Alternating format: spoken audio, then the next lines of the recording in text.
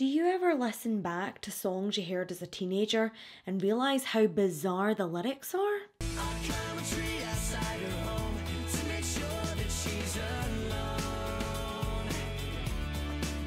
Hey there guys, my name's Megan if you're new here, and if not, welcome back for another episode of Killer Weekend, where each week we'll discuss a true crime case and you guys can feel free to leave your thoughts in the comments box below.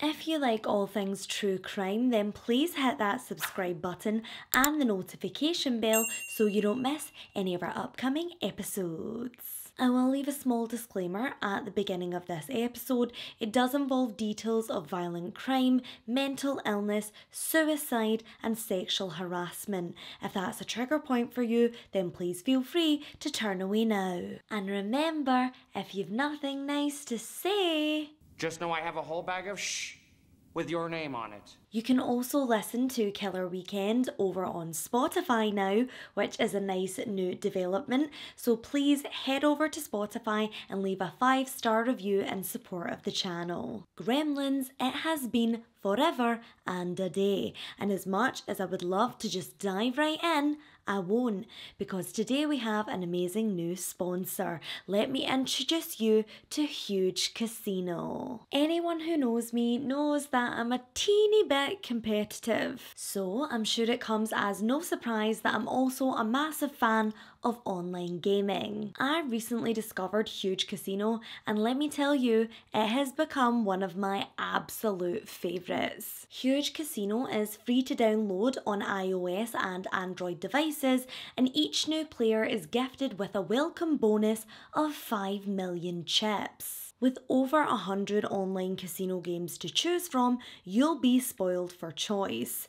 As a massive Wicked fan, I personally love the Dorothy's Adventure game. Researching grisly true crime cases 24/7 can certainly take its toll. So, unwinding with a wee game or two on the Heyyy Casino app is exactly what I need. Not a fan of gambling? No problem, because Heyyy Casino does not offer monetary prizes in their gameplay, which allows you to just focus on having fun. When I was younger, I loved playing card games with my mum and aunties, and now thanks to Heyyy Casino, we can play old school favourites like poker, blackjack and baccarat online. Why not join a club with your family and friends and team up to compete in the Billionaire League? Heyyy Casino truly has something for everyone, from the beautifully designed slot machines to a cheeky game of roulette. You will not be disappointed. What are you waiting for?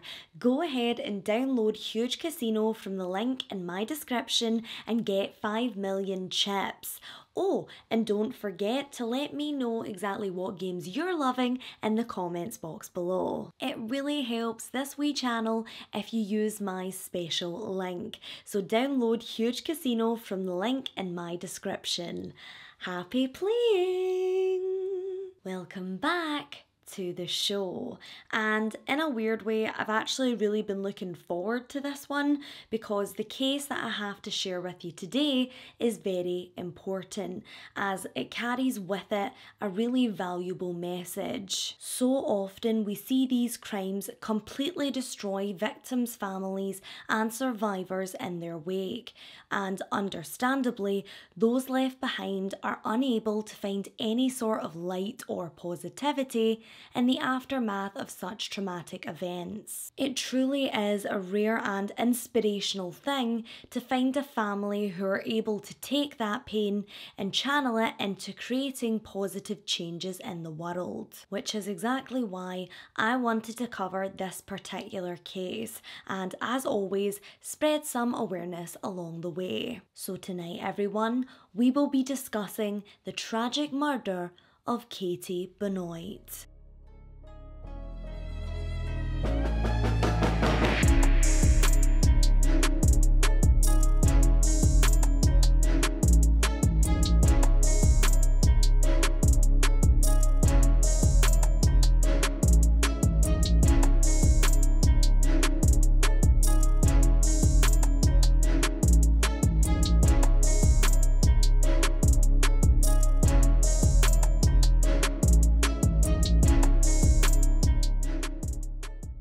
When I mention the city of Moscow, Idaho, I'm pretty sure where 90% of your minds wander to.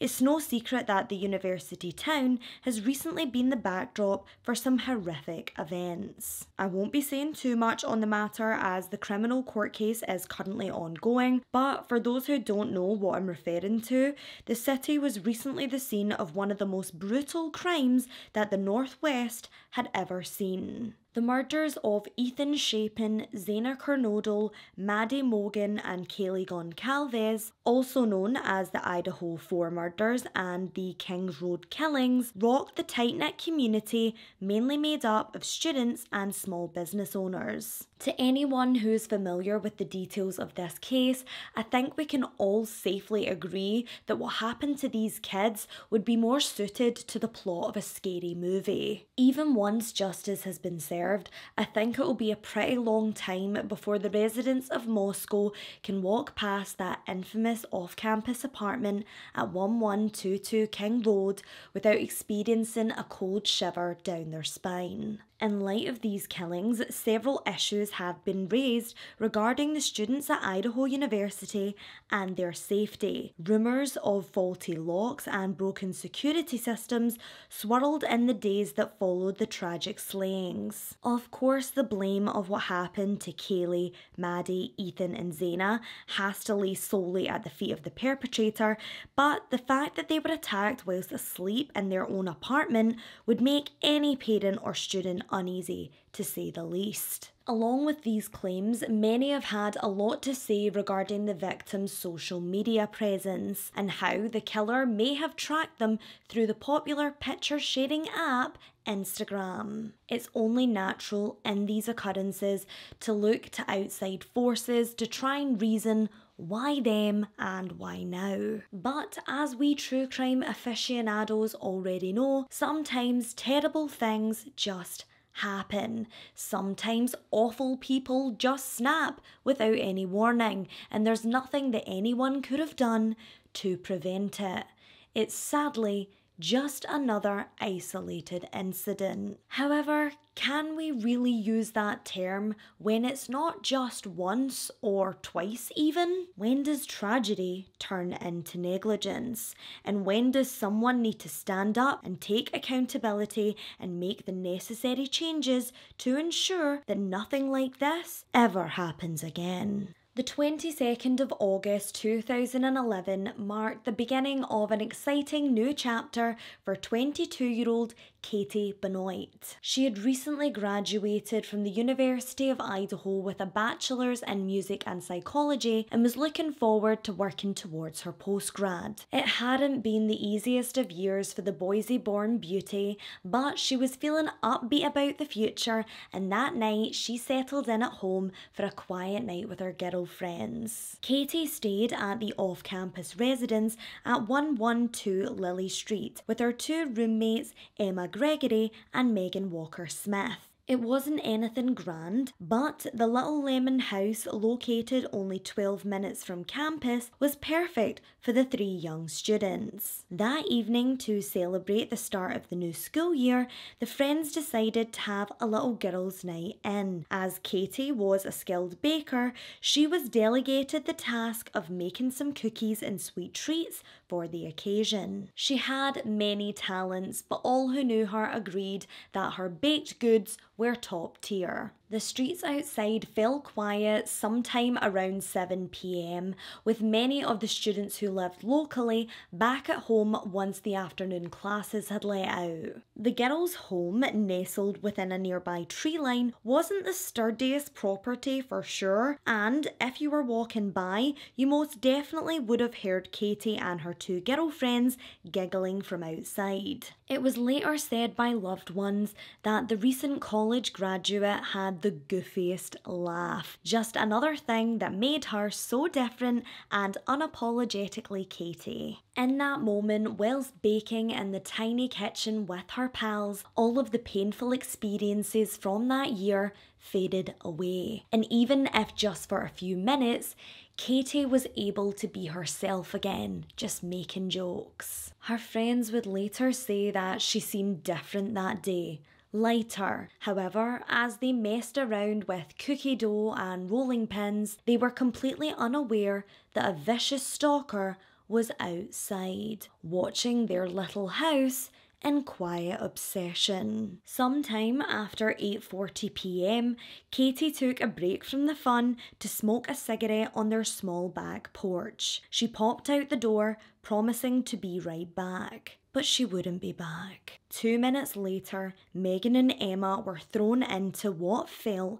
like a war zone as gunfire echoed through their small apartment. Emma, thinking of Katy, bravely followed the noise and ran to the door, where she found her friend and housemate laying on the ground. Katy Benoit had been shot 11 times on her own front doorstep, and whilst her friends grappled with the gravity of her sudden and brutal death, they both instantly knew exactly who was responsible. On the 24th of April 1989, Gary and Janet Benoit welcomed their second child, a little girl named Catherine Marguerite. Catherine, who was called Katy by mostly everyone who knew her, was brought up in Boise, Idaho with her older brother Andy. The young family were exceptionally close, but like most siblings their age, Katy and Andy would casually get into physical fights on a daily basis. Their mother Janet would always tell them to stop fighting as if they were each other's worst enemy, and in response,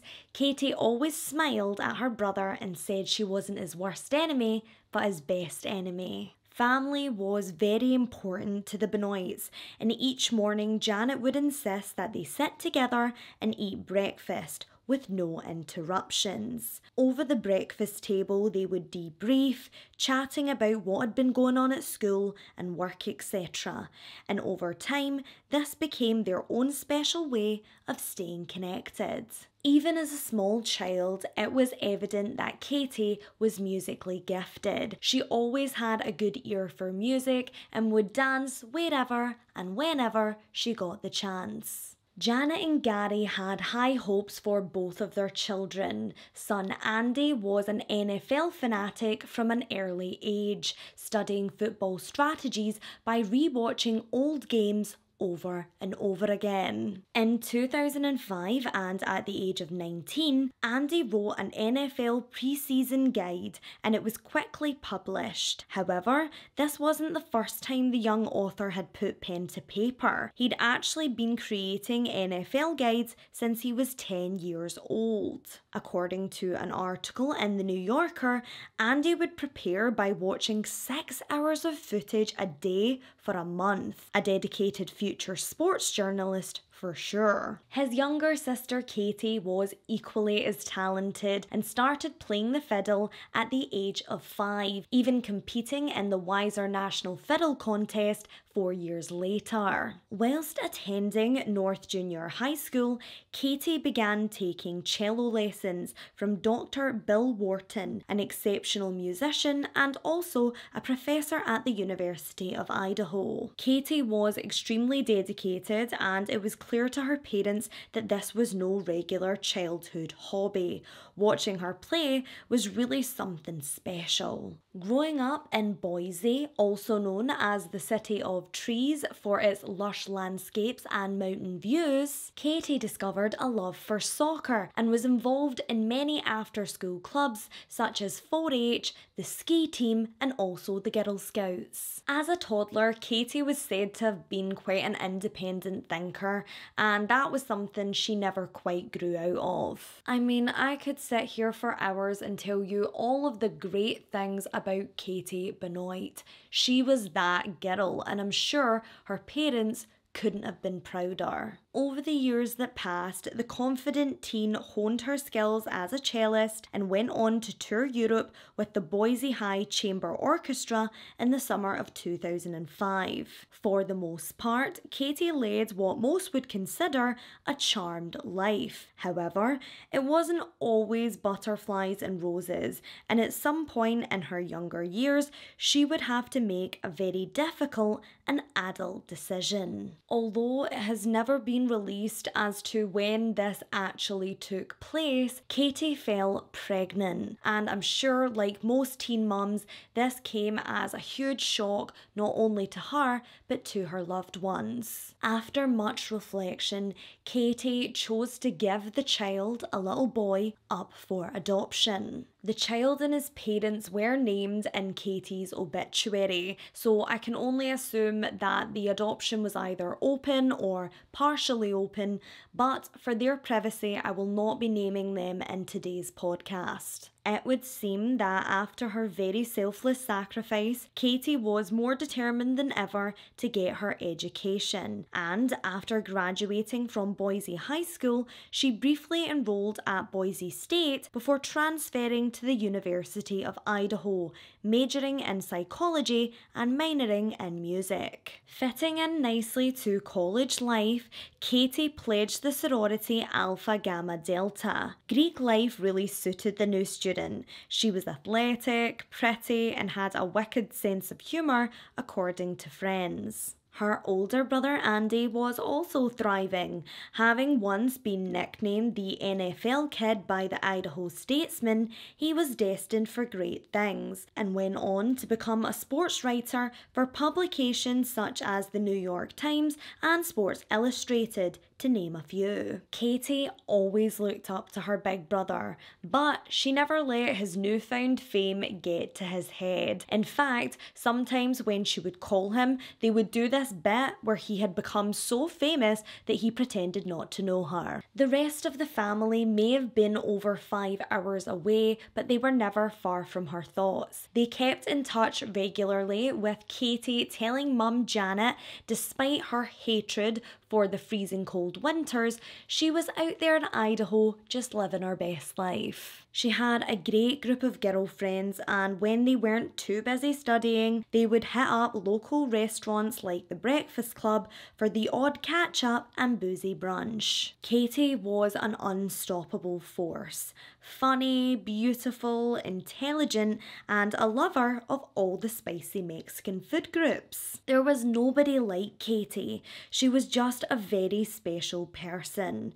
And unfortunately, someone else had noticed that too. In the autumn of 2010, Katy struck up a friendship with a charming young assistant psychology professor named Ernesto Alfredo Bustamonte. The teacher, born on October 6, 1979 in Venezuela, was 10 years her senior, but still much younger than most of the other faculty members. Students would say he was a lot more chilled and laid back, and would even ask them to refer to him as E when teaching class. To a 21-year-old Katy, and I'm sure many of his other female students, this guy was pretty impressive. He'd done a great deal of travelling, he was well read, and at first this seemed like it could be the start of something special. Initially, they kept their relationship on the down low for obvious reasons, and this allowed Katy to go about her normal day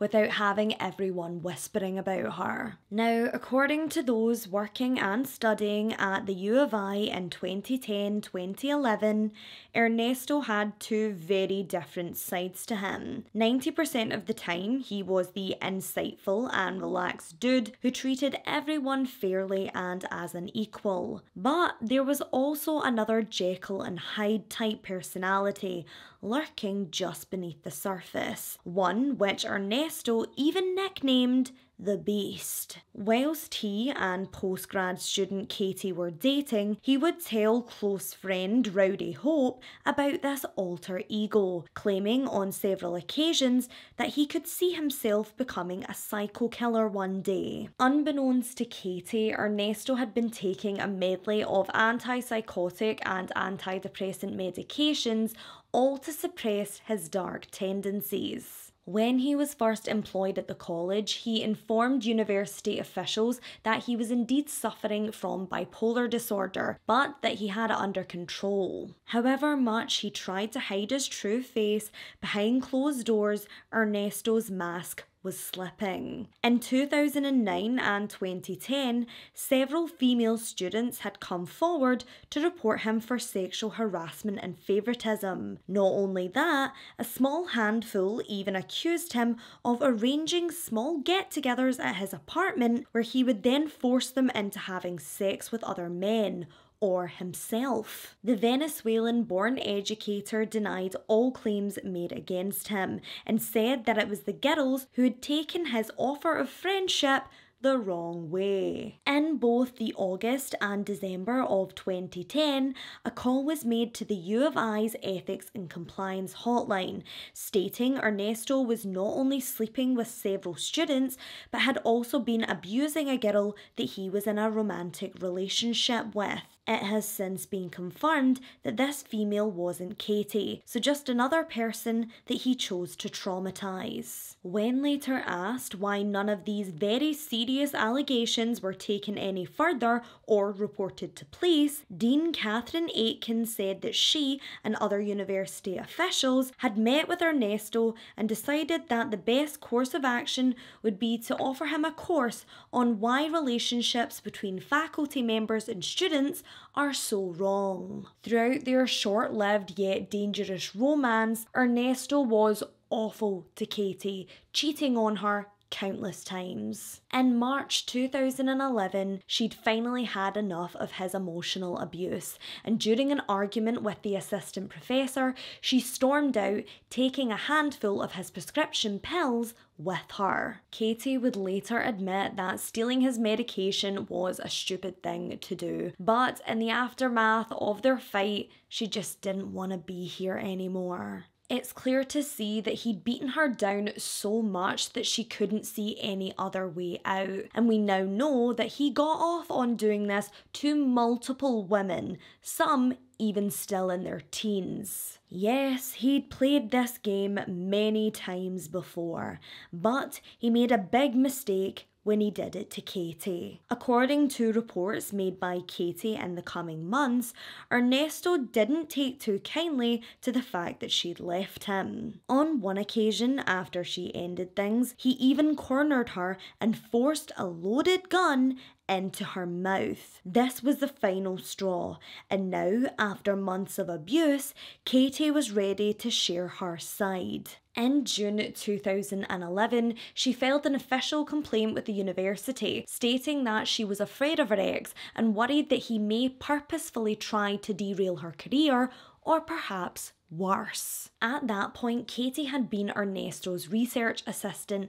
and he her advisor, so he very well could have made her educational life difficult. In Katy's own words, she said, "Most of my activities at this university are somehow related to him, and I don't want to ruin my academic career, but I cannot take classes of his any longer, nor can I permit this twisted behaviour to continue, for the sake of myself and other women." Because of the level of violence attached to these claims, the university advised that she report Ernesto to the local authorities. She spoke with a Lieutenant David Lemets at the Moscow police just 2 days later. Phone records would later show that after their relationship ended, Katy never tried to contact Ernesto again. And even though he was actively pursuing and sleeping with other students at this time, Ernesto wasn't happy about that. A couple of days after filing the university complaint and the police report, Katy went out of town, most likely to visit her family. However, while she was away, things in Moscow only got worse and more disturbing. Students of Ernesto said that his behaviour was increasingly erratic. During this time, the usually friendly Professor E was uncharacteristically mean and despondent. During one class, he even started teaching the exact same lesson plan that he had done the day before. When called out on it, he became angry and called his students liars. He also told fellow employees that he was on edge due to severe withdrawal symptoms from his bipolar medication. He alleged that his doctor had switched his meds and that the new ones weren't agreeing with him. The likelihood is that Ernesto had completely come off of his prescribed pills, and who knows the effect that would have had on his mental health. In those weeks that Katy wasn't in Moscow, she had failed to reply to an email sent out by U of I officials. When she returned, she apologised for the lack of response, confirming that yes, she would still like to proceed with her complaint, but asked the administration to wait until the police had looked into the matter further. The reason for her request was probably that she was hoping Ernesto would be arrested. She didn't want him angry and out there on the streets looking to blame someone or potentially worse. The unfortunate thing is he wasn't taken into police custody or formally interviewed for the accusations of abuse or assault with a deadly weapon. If he had, Katy may still be alive today. The uni honoured Katy's wishes and didn't send confirmation of the complaint to Ernesto until July 6. Once again, the young assistant professor was questioned by the university, this time due to the serious nature of the allegations. Unsurprisingly though, he vehemently denied any wrongdoing, stating that Katy was simply trying to destroy his reputation and career with these wild and baseless claims. He even had the audacity to hit back with a counter complaint against her. On July 14th, the University Threat Assessment Team, which is made up of U of I officials and local members of law enforcement, got together to discuss the threat level of the situation between Katy and Ernesto. After this, Katy was informed that university investigators wouldn't be bringing Ernesto in for a second interview until July 19th. On that very day, Katy was unreachable and officials arranged for a police welfare check to be carried out. Luckily, she was fine. For now. It is still a complete mystery as to why Ernesto was never dealt with by Moscow PD directly. The most likely scenario is that the university officials and Moscow PD representatives present during the threat assessment team meeting agreed that for optics it would be best handled in-house. We see this time and time again, especially in instances of sexual harassment, sexual assault, and violence against female college students. So many cases have been botched by the US education system, and the results are often fatal for the survivors left behind. We need to ask ourselves, when did the reputation of an institution become more of a priority than a human life? Katy was not only failed by the Moscow police, but by the very establishment she dedicated the last 4 years of her life to. Once Ernesto admitted to having a sexual and romantic relationship with several students, he was given a choice: to leave quietly and resign with no formal charges, or he would be let go because of his misconduct. He, of course, took the professional plea deal and was offered a conditional position as a human factors researcher for a company called High-Tech Systems based in New Jersey. High-tech employers later spoke out publicly, stating that they were never told about the serious allegations made against Ernesto. In the weeks before he was due to arrive in New Jersey, he sent several odd emails to their HR department, seemingly concerned about how he would obtain an out-of-state license for his many guns. Ernesto Bustamante officially left the University of Idaho campus on August 19, 2011, with those in charge hoping he'd pack up and move on. But he wasn't quite finished yet. 3 days later, Katy was brought in for a chat in which she was informed that Ernesto would no longer be working at the college. She was advised to spend some time out of town until he was gone. Having spent the better part of a year in fear of this man and probably slightly disillusioned by the lack of action taken by the uni and law enforcement, Katy stood firm on the fact she would remain in her Moscow apartment. Members of the public, of course, had a lot to say about this in the aftermath of the crime. But imagine this is you. The university is acting like it's no big deal, the police won't even bring him in for a formal interview, no one else seems overly concerned. So why should you be? It was also said that during this time, Ernesto was dating another young woman, a student of course, so maybe Katy just thought he was finally out of her life. Only 2 hours after receiving the news, Katy was celebrating in her home with her 2 roommates. The dark cloud that was Ernesto Bustamante had at last lifted. The 3 made cookies and talked about things to come. Katy had been on quite a spiritual journey over the past couple of years and wanted to pursue a career in which she could help others. Inside, it was all fun, laughter, and the sweet smell of icing sugar. But outside, and just a few meters away, there stood a young, scruffy-looking man seething with hate. As Katy stepped out of her house, she was gunned down by the man she once loved and trusted, a man with so much promise who had finally succumbed to his inner demons. Roommates Emma Gregory and Megan Walker-Smith fled the scene in a white Malibu Chevy and called 911 after discovering Katy laying lifeless outside. 911, location of your emergency. Hi, yeah. What do I say? What happened? Something, I think my roommate just got shot. Okay, I can hardly hear you. Our address is 112 Lily. I think my roommate just got shot. Just got shot? Yeah.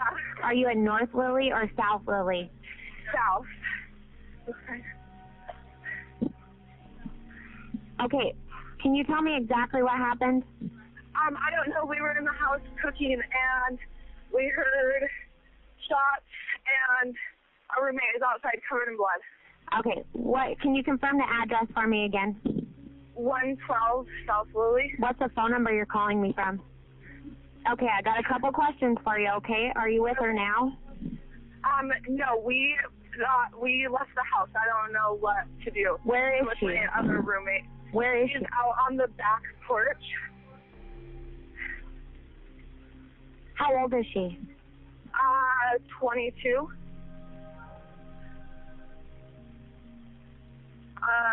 But there were like a lot, so I think that someone should like hurry. Moscow units, we're taking a call of a female subject that was just shot at 112 South Lily. We'll be paging medical to standby. 112 South Lily Street. 113 is out. 113, copy at 2040. The female patient's going to be out on the back steps. We're gathering further as to how this happened. Okay, how old is she? 22. She's 22. Was she awake? Was she awake? I don't know. I don't know. I didn't walk outside. My other roommate ran out. She didn't. I don't know. Should we go back? Like, I don't know what to do. I didn't see anyone. Was she alone? She was alone outside. Yeah, they were all in her torso. She said. I don't know what.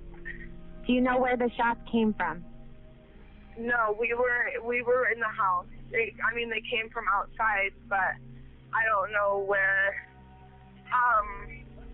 Was she in the kitchen as well? No, she was outside smoking a cigarette. Do you have any idea why somebody would shoot her? I mean, she kind of had some things going on involving someone, but... Can you tell me who that someone was? Ernesto Bustamante. But I mean, that's the only person I know of, like... Okay. Where are you right now? I'm driving down 3rd Street right now. I'm just driving in circles. What is your name? Do you know where this Ernesto lives? The last I knew, he was staying in the Grove, I think. You can tell by their nervous laughter and confusion that Katy's friends were deeply in shock over what had just taken place. Along with their statements, a nearby neighbour named Lorne Hetzler told investigators he'd heard several gunshots before witnessing a man wearing a dark-coloured trench coat and hat running from the residence on South Lily Street. Although officers were initially looking for a greenish-blue Ford Mustang, they soon learned that on the day of the murder, Ernesto had rented a black 2010 Chrysler Sebring. The car had Washington plates, so it was likely to stand out. The rental was spotted at a nearby Best Western Inn, just a 3-minute drive and 20-minute walk from Katy's house. Law enforcement arrived on scene just before 7:45 a.m. and the University of Idaho released a public safety announcement shortly thereafter.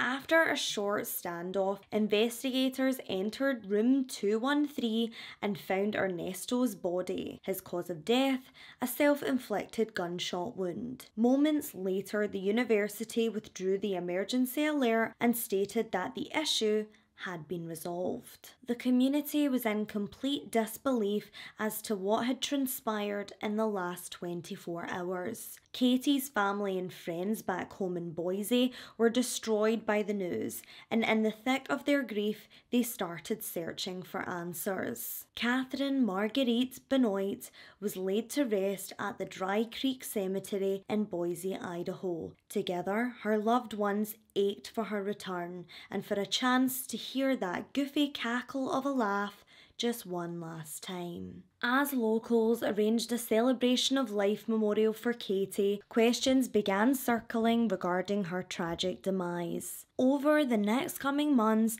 the true facts of the story came to light, much to the dismay of University of Idaho officials. Katy's family made many public statements asking that the university be more honest and forthcoming about their internal investigation into Ernesto. Of course, they didn't want certain details getting out, so for quite a while, that information was held back, not only from the public, but from the Benoits. I'm sure in the wake of such a traumatic event, most families would just want someone to blame. But that wasn't what Janet and Gary were looking for. They rightly so wanted to understand what happened in the lead up to the murder and why Katy wasn't protected. Their goal was to find out what went so wrong and fix it so that another family never had to experience this kind of loss again. For such a long time, they received a great deal of pushback.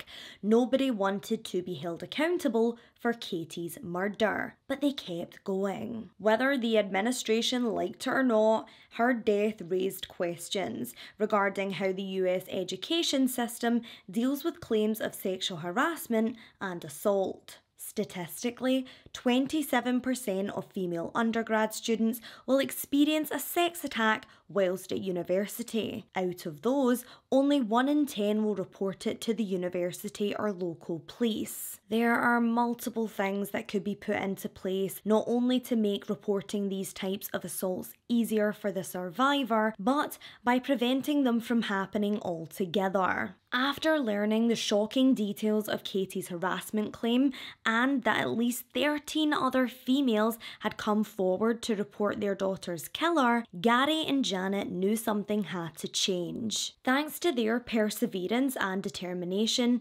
September is now known as Katy Benoit Safety Awareness Month. Throughout the month of September, students take part in Take Back the Night marches and guest speakers from all over visit the U of I campus to bring awareness to important issues such as domestic violence, sexual harassment, and reporting sexual assault. just to name a few. Although university officials never formally admitted to any wrongdoing in the way Katy's situation was dealt with, it's a small consolation that they've now put some of these positive changes into effect. However, of course, all of their efforts still don't excuse the fact that multiple young women complained about this guy and nothing was ever done. A fellow professor even said if it hadn't been for Katy, Ernesto would have been a shoo-in for receiving tenure later that year. So, despite the horrendous allegations of abuse,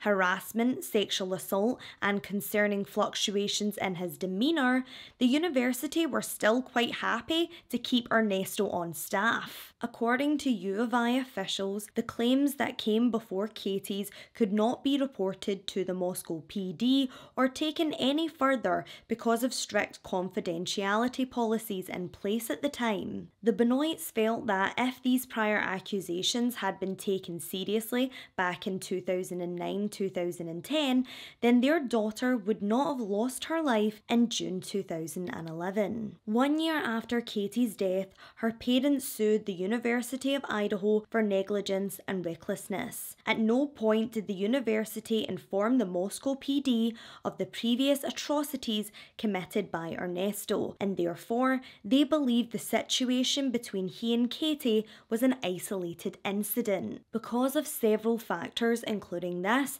Katy's cries for help were treated as not much more than a toxic lover's spat. In April 2012, the family reached a final settlement of $375,000. They invested the money into 2 annual scholarships for the Caring Hearts boarding school in Kenya, founded by Dr. Vincent Mulu Kituku. And on Saturday, June 30th, 2018, the Katy Benoit Life Skills Centre opened its doors in her honour. Back in Moscow, Idaho, Katy has never been forgotten. On the 10th anniversary of her death, a memorial was held on the U of I campus. Katy's former sorority sisters attended the event, as did her cello instructor, Dr. Wharton, who even played a heartfelt tribute to his late student and friend. Gary, Janet, and Andy have worked together to ensure that Katy's legacy is one of positivity and self-improvement. They could have easily crawled into a dark pit of despair, but they didn't. They've gone on to honour Katy in the best way possible, and I'm certain that because of her sacrifice, many young lives have been saved. Since her passing 12 years ago, thousands of female students have walked the same halls, ate at the same restaurants, and shared a drink at the same bars as Katy once did. In the month of September, they are reminded once again of this incredible woman and how brave she was. And although the pain of her loss will never go away, her death has opened up a new channel of communication for survivors who may have otherwise stayed silent. If you were affected by any of the issues discussed in tonight's episode, I've listed some incredible organisations below. You are never alone. I hope you guys enjoyed this week's episode.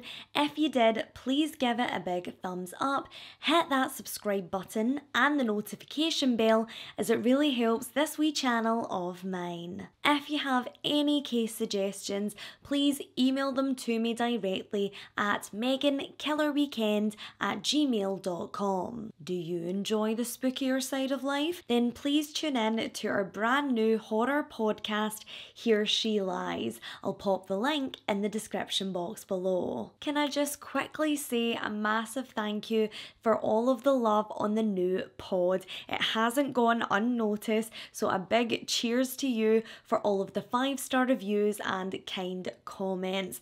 I love our little YouTube family. I know this week's episode layout was a little bit different. It does just make it easier for me to get you more consistent content every week, but let me know your thoughts in the comments. You guys built this channel literally from nothing. You built it from the ground up. Remember when it was just my mum watching over and over again for views? On a serious note, your opinions mean everything. So let me know if you've got any tips, any advice, anything you'd like to see. Many thanks also have to go out to our incredible sponsor this week, and don't forget to download Huge Casino from my link in the description box and get those 5 million free chips. As always, if you're new here, share the poop out of this channel. I love you all so much, so remember to lock your doors, don't talk to strangers, and also don't try and lift bread out of the toaster